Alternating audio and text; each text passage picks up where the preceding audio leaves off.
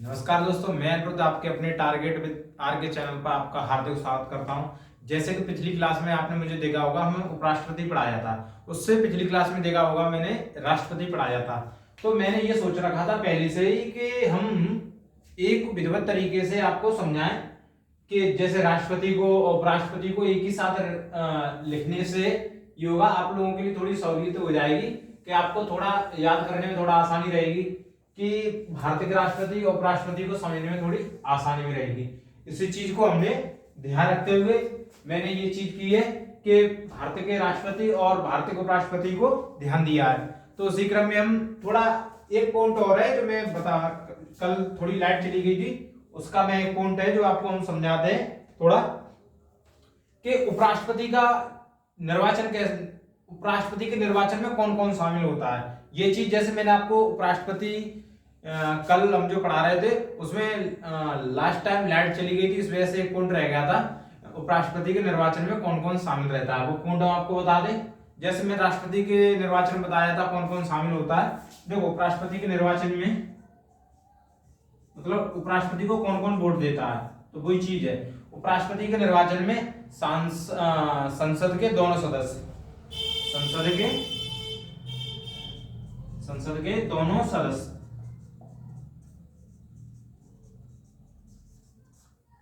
संसद के दोनों सदस्य कहने का मतलब मनोनीत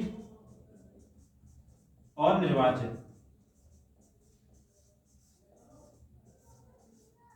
ठीक है। और संसद मतलब लोकसभा और राज्यसभा, लोकसभा के और राज्यसभा के दोनों सदस्य जो निर्वाचित होते हैं और मनोनीत होते हैं, दोनों ही उपराष्ट्रपति के लिए वोट करते हैं, ठीक है। जैसे मैंने राष्ट्रपति के बताया था कि राष्ट्रपति में मनोनीत वोट नहीं करते हैं और राज्य के विधानसभा के सदस्य वोट करते हैं, बट विधान परिषद सदस्य नहीं करते। किसके लिए? राष्ट्रपति के लिए, मतलब विधान परिषद सदस्य वोट नहीं करते। ये चीज मुझे बताना जरूरी थी, इससे पॉइंट आपका क्वेश्चन आया है कि उपराष्ट्रपति के निर्वाचन में कौन कौन से सदस्य वोट देते हैं। तो संसद के दोनों सदस्य, लोकसभा के और राज्यसभा के। ये चीज आपको क्लियर हो गई होगी। अब थोड़ा मैं एक बार ये जल्दी जल्दी से फास्ट समझा देते हैं जिससे आपको पता चल जाए। देखो, डॉक्टर राजेंद्र प्रसाद, पहले ये प्रेसिडेंट है। डॉक्टर राजेंद्र प्रसाद 26 जनवरी 1950 से 13 मई 1962 तक रहे, ठीक है। सबसे ज्यादा कार्यकाल इन्हीं का रहा। अब सेकंड नंबर पे आते हैं डॉक्टर राधाकृष्ण, सर्वपल्ली राधाकृष्णन, ये 13 मई से ये 1967 तक रहे। डॉक्टर जाकिर हुसैन 1967 से 1969 तक रहे। और बरहागिरी वेंकटन गिरी कार्यवाहक, ये कार्यवाहक कैसे? क्योंकि ये कुछ भी मान लो लिखा कुछ साथ, ये कुछ भी हो तो उन्होंने ये कुछ टाइम के लिए इन्होंने कार्यवाहक किया था। किसका? राष्ट्रपति का। इन्होंने राष्ट्रपति का कार्य संभाला था, ठीक है। तो ये 3 मई 1969 से लेकर 20 जुलाई 1969 तक। फिर ये भी ड्रॉप आउट हो गए, ये भी मतलब किसी भी कारणवश। तो फिर उसके बाद में एक क्वेश्चन आ जाता है कि कौन से चीफ जस्टिस जज ने राष्ट्रपति के कार्यवाहक पद संभाला। तो कौन है? न्यायमूर्ति मोहम्मद हिदायतुल्लाह। 20 जुलाई 1969 से 24 अगस्त 1969 तक इन्होंने क्या किया? कार्यवाहक संभाला। किसने? न्यायमूर्ति मोहम्मद हिदायतुल्लाह। ये क्वेश्चन आया है कि कौन से ऐसे चीफ जस्टिस हैं सुप्रीम कोर्ट के जिन्होंने राष्ट्रपति का कार्यवाहक पद संभाला। तो न्यायमूर्ति मोहम्मद हिदायतुल्लाह। फिर ये इन्होंने यहाँ कार्यवाहक पद संभाला था। इसके बाद देखो फिर ये आ गए। अब देखो यहाँ पे ये कार्यवाहक पद कौन संभालता था? उपराष्ट्रपति संभालता था। अब देखो उपराष्ट्रपति, यहाँ पे देखो ये कौन है? ये उपराष्ट्रपति है। उपराष्ट्रपति है जो जब इनके साथ कोई बात होगी, फिर ये इन्होंने क्या संभाला? ये कार्यवाहक इनके साथ भी होगी। फिर इन्होंने ये चीज की, किसे? न्यायमूर्ति ने। फिर ये 24 अगस्त है ये। फिर डॉक्टर फखरुद्दीन अली अहमद ने फिर ये इतना टाइम संभाला। और ये फिर इन्होंने भी कार्यवाहक बीडी जली मतलब बीड़ी जत्ती, जली नहीं जत्ती। ये ऐसे करके इन्होंने भी कार्यवाहक। देखो ये कौन है? उपराष्ट्रपति से इन्होंने कर। फिर नीलम संजीव रेड्डी, इन्होंने भी देखो ये इनका कार्यकाल है 5 साल के लिए। ज्ञानी जैली सिंह, इन्होंने भी संभाला। ये सब R Venkataraman, doctor Shankar Dayal Sharma, Raman Narayan, doctor APJ Abdul Kalam, Pratibha Patil, Pranab Mukherjee, Shri Ramnath Kovind, फिर द्रौपदी मुर्मू। अभी 21 जुलाई 2022 को अब तक से ये कौन चली आ रही है, द्रौपदी मुर्मू 5 साल के लिए कर दी गई है। ठीक है, ये चीज हो गई। अब आते हैं भारत के उपराष्ट्रपति पे। उपराष्ट्रपति को देखते हैं, पहले कौन है, डॉक्टर सर्वपल्ली राधाकृष्णन, फिर सेकंड जाकिर हुसैन, बीबी गिरी, गोपाल स्वरूप, बीडी जत्ती, मोहम्मद हिदायतुल्लाह, रामास्वामी वेंकटरमण, दयाशंकर शर्मा, के एन नारायण, कृष्णकांत, भैरव सिंह शेखावत, मोहम्मद हामिद अंसारी। ठीक है, वेंकैया नायडू, जगदीश धनखड़ अब तक चले आ रहे हैं। ये चीज है, आप समझ गए होगे अच्छी तरीके। बस आपको क्या करना है, याद करना है। इसमें देखो सन है थोड़ा आया सा कि ये चीज कैसे दी है। अब इसी को हम आगे बढ़ाते हैं क्लास को।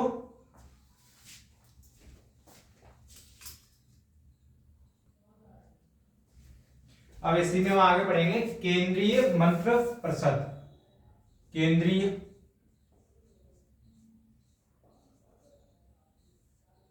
मंत्री परिषद।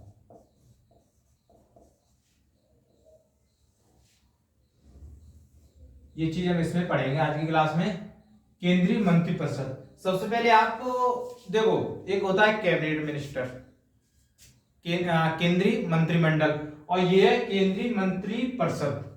पहले हम दो चीजें आपको समझाते हैं काफी अच्छी तरह। केंद्रीय मंत्रिमंडल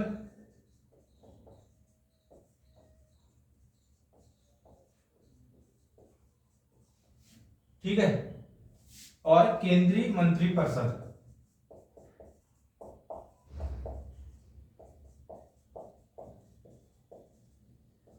मंत्री परिषद दोनों को हम पहले समझा दें आपको काफी अच्छी तरीके। आप इस तरीके से देखो, ये क्या है, ये है, ये मैंने ये सर्कल किया है, ये है केंद्रीय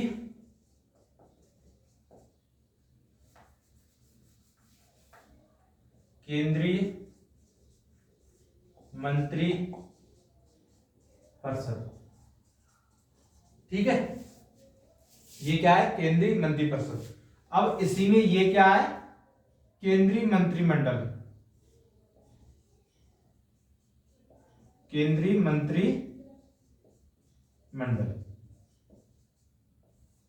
इसी में क्या होते हैं, राज्य मंत्री। ठीक है, इसी में होते हैं उपमंत्री। ये चीज है, कहने का मतलब केंद्रीय मंत्रिमंडल ये इसी के पार्ट है, किसके, केंद्रीय मंत्री परिषद के। केंद्रीय मंत्रिमंडल में कैबिनेट मिनिस्टर में कौन कौन होते हैं, जैसे गृह मंत्री हो गया, रक्षा मंत्री हो गया, स्वास्थ्य मंत्री हो गया, ये सब मतलब बड़े बड़े पद हैं। ये किस में आते हैं, ये केंद्रीय मंत्रिपरिषद में आते हैं, मंत्रिपरिषद के अंडर आते हैं। मंत्रिपरिषद में भी कैबिनेट मिनिस्टर मतलब मंत्रिमंडल के अंतर्गत आते हैं। समझ गए होगे कि आपका क्वेश्चन आ जाए कि ये रक्षा मंत्री किसके अधीन पद माना जाएगा, केंद्रीय मंत्रिमंडल के अधीन माना जाएगा, केंद्रीय मंत्री परिषद के, तो वो तो सारा उसी में। बट केंद्रीय मंत्रिमंडल में कौन से, रक्षा मंत्री, गृह मंत्री, स्वास्थ्य मंत्री, ये सब मेन मंत्री किसमें आ जाते हैं, मंत्रिमंडल में। केंद्रीय के बोलते हैं ना, कैबिनेट मिनिस्टर है। कौन है, कैबिनेट मिनिस्टर है। इस चीज को आप समझे होंगे।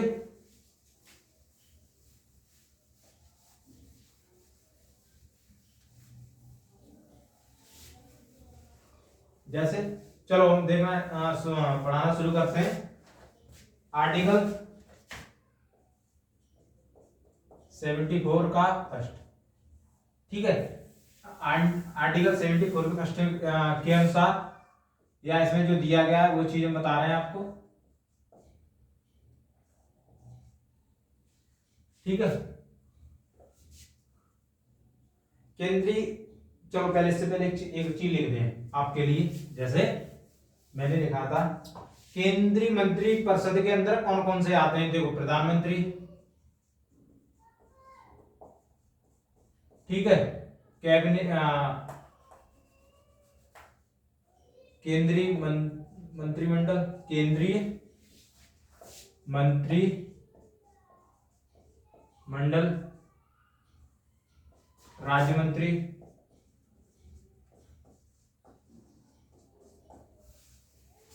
तथा उपमंत्री। ये सभी किसमें आते हैं, केंद्रीय मंत्री परिषद में ये चीज आ जाती है, प्रधानमंत्री हुआ, केंद्रीय मंत्री हुआ, मंत्रिमंडल हुआ, राज्य मंत्री हुआ और तथा उपमंत्री इसमें क्या होते हैं, शामिल होते हैं।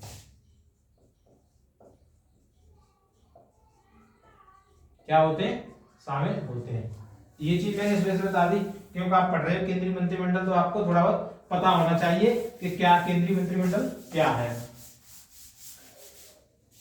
अब आते हैं आर्टिकल 74 का फर्स्ट। 74 के फर्स्ट में ये बात बोली गई है कि राष्ट्रपति 74 राष्ट्रपति को सलाह व सहायता करने के लिए एक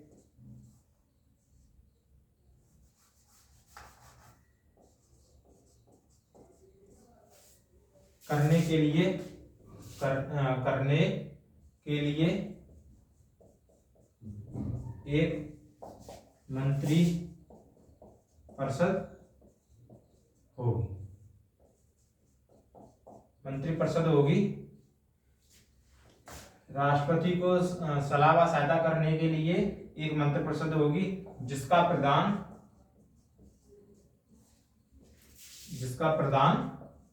कौन होगा, प्रधानमंत्री, जिसका प्रधानमंत्री होगा।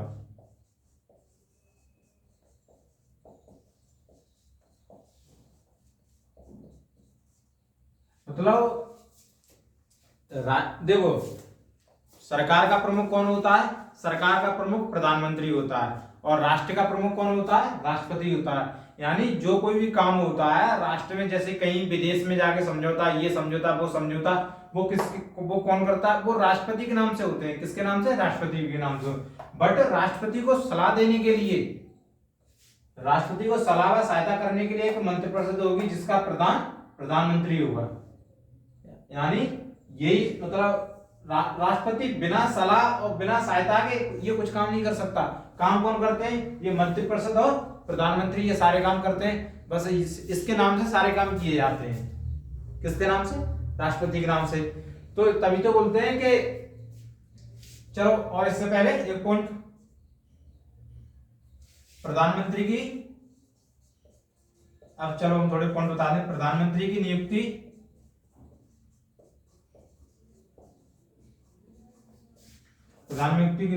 राष्ट्रपति करता है। कौन करता है, राष्ट्रपति करता है। कौन करता है, राष्ट्रपति करता है। प्रधानमंत्री की नियुक्ति कौन करता है, राष्ट्रपति करता है।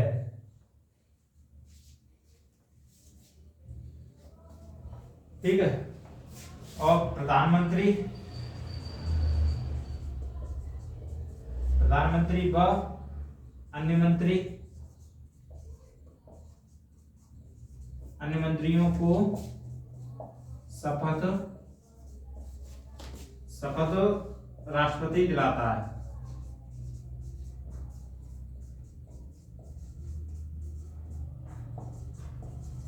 कौन दिलाता है, शपथ कौन दिलाता है, राष्ट्रपति दिलाता है। अन्य मंत्रियों को शपथ कौन दिलाता है, राष्ट्रपति दिलाता है। और अगर पीएम मतलब प्रधानमंत्री अपना त्याग पत्र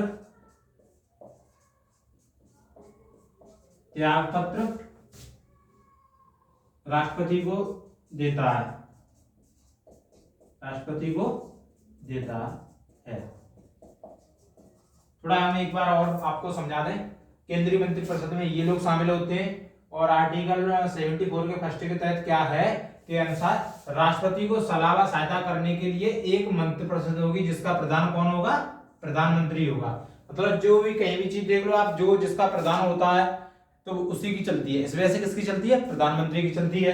प्रधानमंत्री की नियुक्ति कौन करता है, राष्ट्रपति करता है। आप कुछ लोगों को कंफ्यूजन होगा कि मैं ये बोल रहा हूं कि प्रधानमंत्री की नियुक्ति होती है, प्रधानमंत्री की नियुक्ति होती है और राष्ट्रपति का क्या होता है, इलेक्शन होता है। राष्ट्रपति का क्या होता है, इलेक्शन होता है। लोकसभा में जिस भी पार्टी का ज्यादा बहुमत आ जाता है तो वो अपने नेता चुन लेते हैं, उसी को नेता चुनने के बाद राष्ट्रपति उसी को प्रधानमंत्री नियुक्त कर लेता है। जो लोकसभा में बहुमत दल के नेता होता है, जो अपना लीडर चुनते हैं, उसे वही प्रधानमंत्री का वो राष्ट्रपति का कर लेता है, उसकी नियुक्ति कर लेता है एज ए प्राइम मिनिस्टर। आप समझ रहे होंगे। और प्रधानमंत्री व अन्य मंत्री को शपथ कौन दिलाता है, राष्ट्रपति दिलाता है। प्रधानमंत्री अपना त्याग पत्र राष्ट्रपति को देता है। ठीक है, आगे बढ़ते हैं और इसी में हम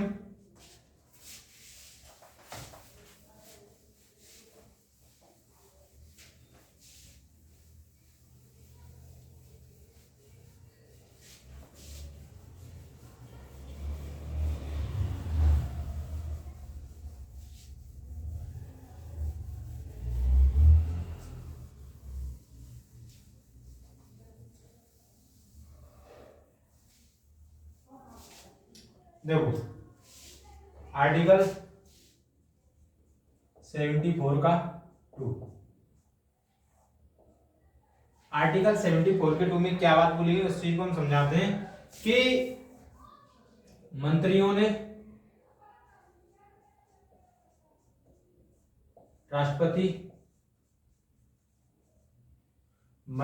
ने जो भी मंत्री हैं, जैसे प्रधानमंत्री हुआ, गृह मंत्री हुआ, कोई मंत्री हुआ, मंत्रियों ने जो भी राष्ट्रपति को सलाह दी, क्या दी, राष्ट्रपति को सलाह दी, या राष्ट्रपति को क्या सलाह दी, मतलब मंत्रियों ने राष्ट्रपति को क्या सलाह दी, इस बात को लेके आप किसी भी न्यायालय नहीं जा सकते। मंत्रियों का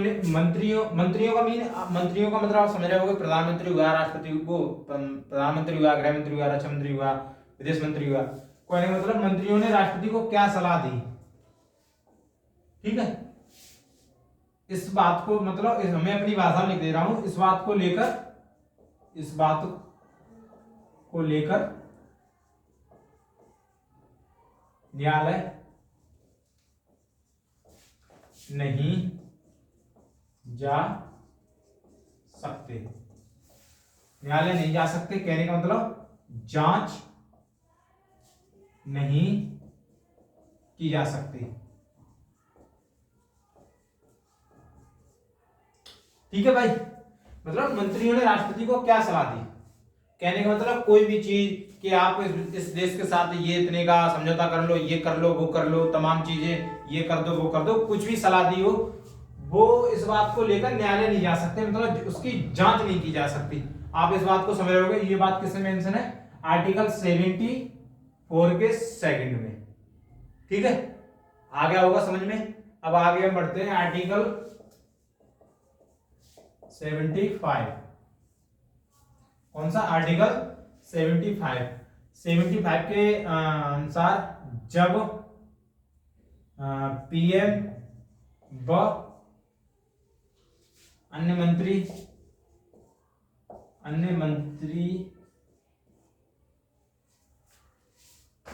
पीएम व अन्य मंत्रियों की नियुक्ति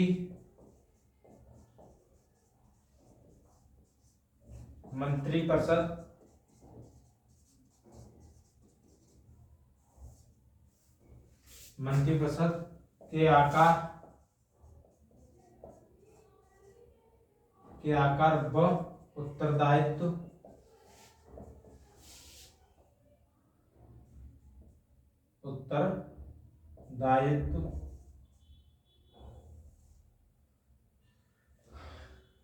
पीएम व अन्य मंत्रियों की नियुक्ति मंत्रिपरिषद के आकार व उत्तरदायित्व का निर्धारित होता है।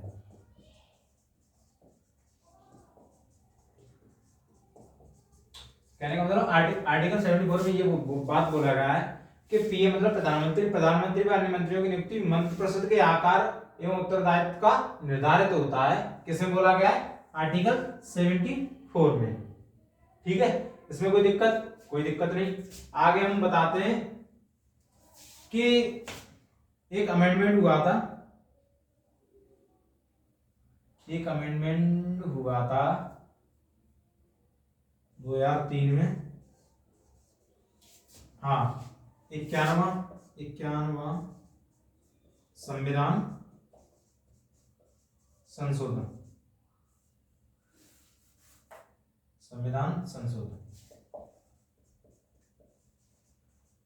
2003। इसमें ये बात बोली गई थी, इसमें ये बात बोली गई कि लोकसभा में जितने सदस्य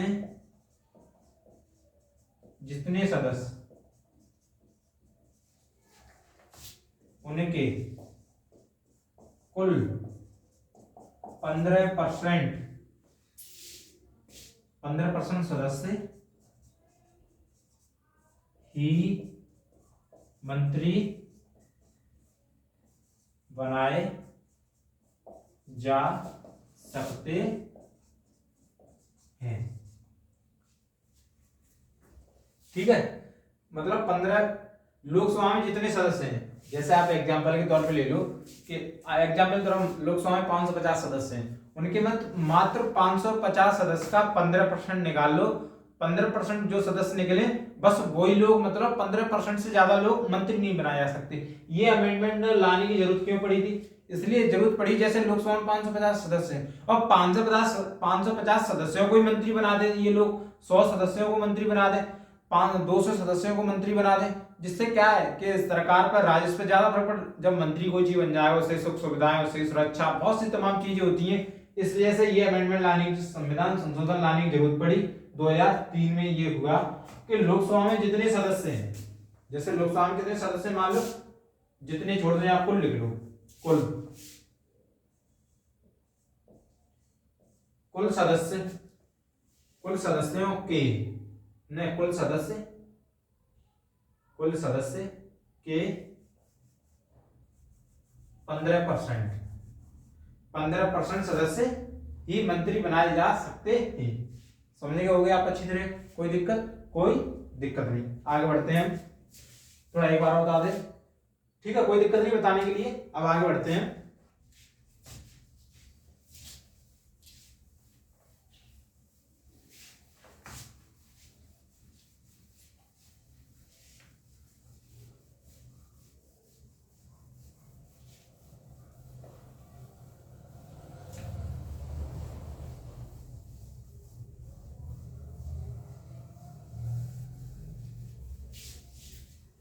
देखो,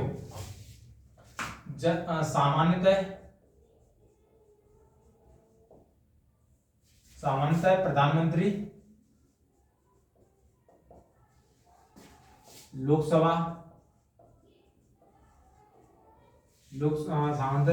लोकसभा का ही होता है।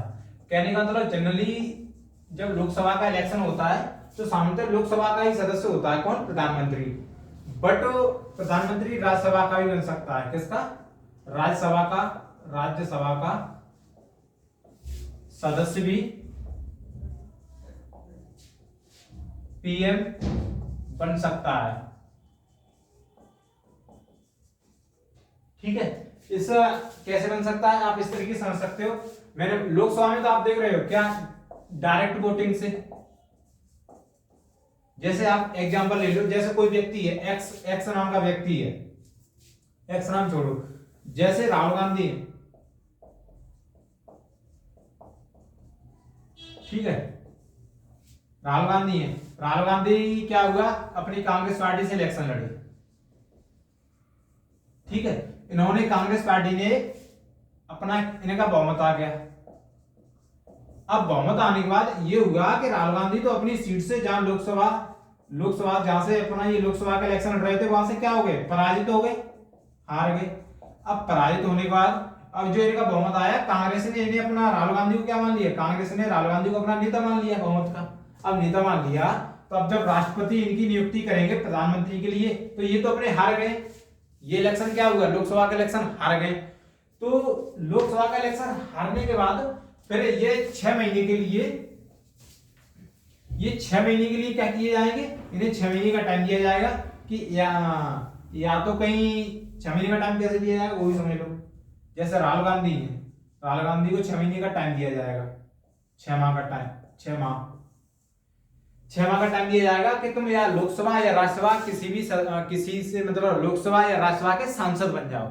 क्या बन जाओ? सांसद बन जाओ। जिससे अब जैसे अब लोकसभा में ये हार गए, चलो ये चाहते हैं राज्यसभा में जाए, तो राज्यसभा में ये जब चुनाव लड़ेंगे राज्यसभा जीत जाएंगे, राज्यसभा का चुनाव जीतने के बाद फिर किसमें चले राज्यसभा में, राज्यसभा से क्या हो गए, जैसे चलो मैं थोड़ा और क्लियर करके समझाता हूं। जैसे कोई व्यक्ति राहुल गांधी, राहुल नाम का व्यक्ति है, राहुल नाम का व्यक्ति क्या होगा, जैसे राहुल नाम का व्यक्ति सरकार, मोदी सरकार ने सोचा कि लाओ में से क्या बनाते हैं, पीएम बनाते हैं, इसे हम क्या बनाते हैं, पीएम बनाते हैं। बीजेपी गवर्नमेंट ने अपना नेता किसे चुन लिया, राहुल नाम के व्यक्ति को चुन लिया, और राहुल नाम के व्यक्ति को चुनने के बाद फिर क्या हुआ, इसे जाके पीएम बना दिया। तो कोई भी व्यक्ति 6 माह तक पीएम बन सकता है, वो किसी का सदस्य हो या ना हो, या वो लोकसभा का सदस्य हो या ना हो, राज्यसभा का सदस्य हो या ना हो, वो 6 माह तक क्या बन सकता है, अपने पीएम प्रधानमंत्री बन के रह सकता है। 6 महीने का टाइम दिया गया है। जैसे अभी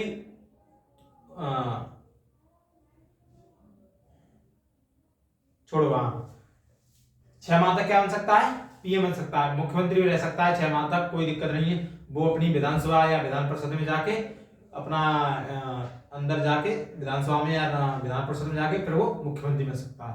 तो ये चीज है कि कोई भी व्यक्ति ना सदस्य होते हुए कितने माह तक, 6 माह तक सदस्य, 6 माह तक कौन रह सकता है, प्रधानमंत्री। इसे अपनी लाइन में लिख सकते हैं, कोई भी व्यक्ति 6 माह तक प्रधानमंत्री रह सकता है, मतलब राज्यसभा, ठीक है। कोई व्यक्ति 6 माह तक क्या रह सकता है, प्रधानमंत्री रह सकता है। ऐसे नहीं कि हम चाहे हम 6 माह तक प्रधानमंत्री, नहीं, जो सरकार है, मोदी सरकार है, कांग्रेस सरकार है, मतलब मोदी, वो बीजेपी गवर्नमेंट, वो बीजेपी हो, पार्टी हो, जो भी पार्टी अपना बहुमत दल का नेता चुन ले, जैसे कोई व्यक्ति को चुन ले, वो कह दिया कि लो जाओ, जैसे मनमोहन सिंह के भी साथ हुआ था, वो राज्यसभा से भेजे गए थे, ठीक है, एच देवगौड़ा के साथ भी हुआ था, ये चीज है, ठीक है। तो सामान्यतः प्रधानमंत्री कहाँ का होता है, लोकसभा का ही होता है, बट राज्यसभा का सदस्य भी पीएम बन सकता है। अब देखो, अब मैं बता रहा था, हाँ, मंत्रिपरिषद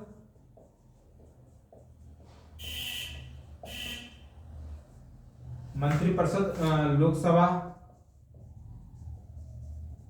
के प्रति, मंत्रिपरिषद लोकसभा के प्रति सामूहिक रूप से उत्तरदायी होती है, सामूहिक रूप से उत्तरदायी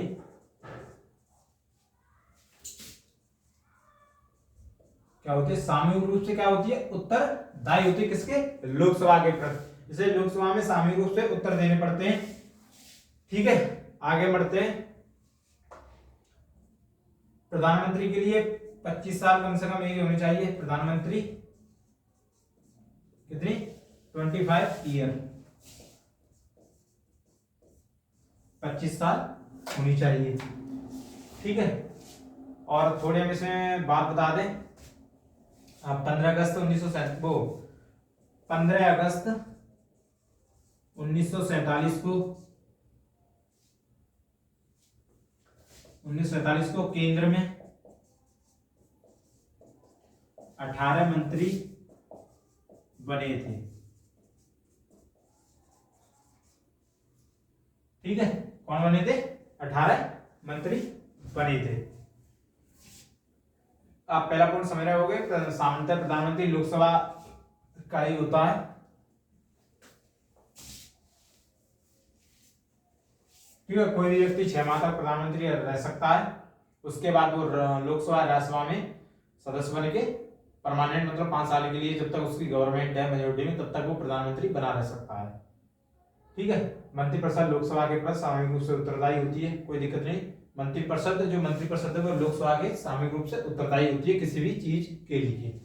प्रधानमंत्री के 25 वर्ष में आप प्रधानमंत्री बन सकते हो।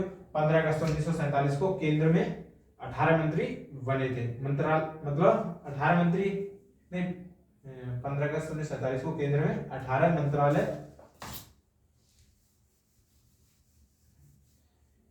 18 मंत्रालय की संख्या थी।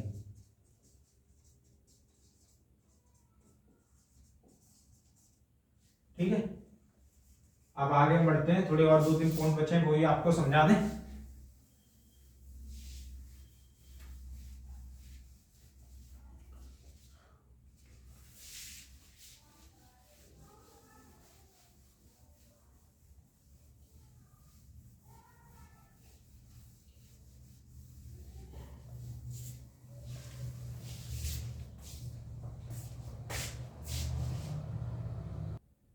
देख लो पॉइंट, एक पॉइंट ये है कि लाल बहादुर शास्त्री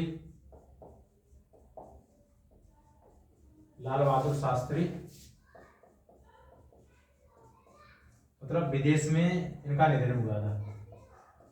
विदेश में आकस्मिक निधन हुआ।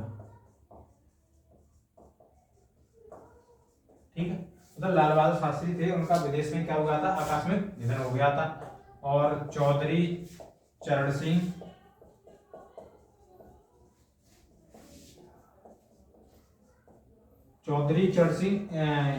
एक बार भी संसद में उपस्थित ना हुए। कौन, ये क्वेश्चन आए हैं, इस वजह से लिखवा देते। चलो हाँ, ये क्वेश्चन आप समझ होंगे कि लाल बहादुर शास्त्री विदेश में आकस्मिक निधन हुआ और चौधरी चरण सिंह एक बार भी संसद में उपस्थित ना हुए। ठीक है, इसी हाँ एक चीज और कि मंत्री राष्ट्रपति के प्रसाद पर्यंत पद ग्रहण करते प्रसाद। हाँ देखो, मंत्री जो भी मंत्री होते हैं, जो मंत्री बनते हैं वो राष्ट्रपति के प्रसाद पद ग्रहण करते हैं। ये क्वेश्चन कई बार आया है कि जो भी मंत्री हैं वो राष्ट्रपति के प्रसाद तो पद ग्रहण करते हैं, मतलब राष्ट्रपति के देख रेख में राष्ट्रपति के हिसाब से क्या करते हैं, पद को ग्रहण करते हैं। ठीक है, आज की क्लास हम यहीं तक रखते हैं और कल हम आगे पढ़ेंगे। ठीक है, बहुत अच्छी तरीके से मैंने आपसे बोल दिया है कि अब पॉलिटी क्लास रेगुलर आएगी जब तक पॉलिटी खत्म ना हो जाएगी। पॉलिटी में अब यही चाह रहा हूँ जल्दी से जल्दी आपको खत्म कर दें, काफी टाइम हो गया। बस अब मैं धीमे धीमे टाइम 1 घंटा देने की कोशिश करेंगे, 1 घंटे की क्लास आएंगी तो पॉलिटी जल्दी से खत्म हो जाएगी। यही हम अपनी बात बोल के विराम करते हैं, क्लास को यहीं खत्म करते हैं। कल मिलते हैं हम नेक्स्ट क्लास में, तब तक के लिए जय हिंद।